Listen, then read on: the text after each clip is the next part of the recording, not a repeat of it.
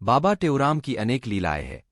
गुरु महाराज जिसको वचन देते थे उसे वे अवश्य निभाते थे। उसी से जुड़ी एक कथा है। सिंध टंडे आदम दरबार पर एक दंपत्ति अपने 7 से 8 साल के बालक सावल के साथ दरबार साहब पर पहुंचे। गुरु महाराज की आज्ञानुसार 2 से 3 दिन आश्रम पर रहे। छोटे बालक सावल का बाबा टेऊराम से इतना स्नेह हो गया कि उनके साथ उठता बैठता खाता पीता था। 2 से 3 दिन पश्चात जब सावल के माता पिता ने सावल को कहा कि आज शाम को अपने गांव चलेंगे, तब वह बालक रोने लगा और कहने लगा कि मैं यहीं आश्रम पर बाबा टेऊराम के साथ रुकूंगा। माँ बाप के बहुत कहने पर भी नहीं समझा।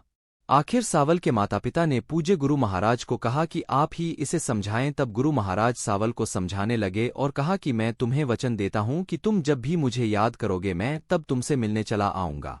अब आप अपने माता पिता के साथ अपने गांव जाएं व अगले मास चैत्र मेले पर अवश्य आना।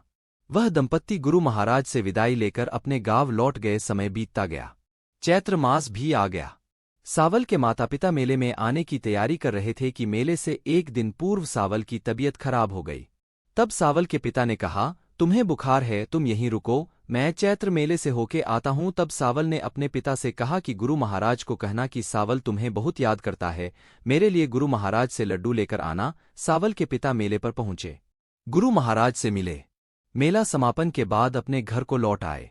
सावल को देखकर उसके पिता की आंखों से अश्रु बहने लगे और पुत्र को बोले कि बेटा, मैं तुम्हारा कार्य नहीं कर सका, गुरु महाराज से तुम्हारे लिए लड्डू नहीं मांग सका, क्योंकि मेले में बहुत भीड़ थी व गुरु महाराज जी के पास समय भी कम था।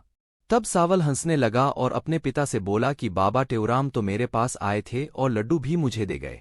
सावल कमरे में गया और वहां से गुरु बाबा के द्वारा दिए गए लड्डू लाकर अपने पिता को भी खिलाए। ऐसे महापुरुषों की शक्ति देखो जो अपने बालक दास शिष्यों को दिया वचन पूर्ण करने के लिए कहां से कहां पहुंच जाते हैं।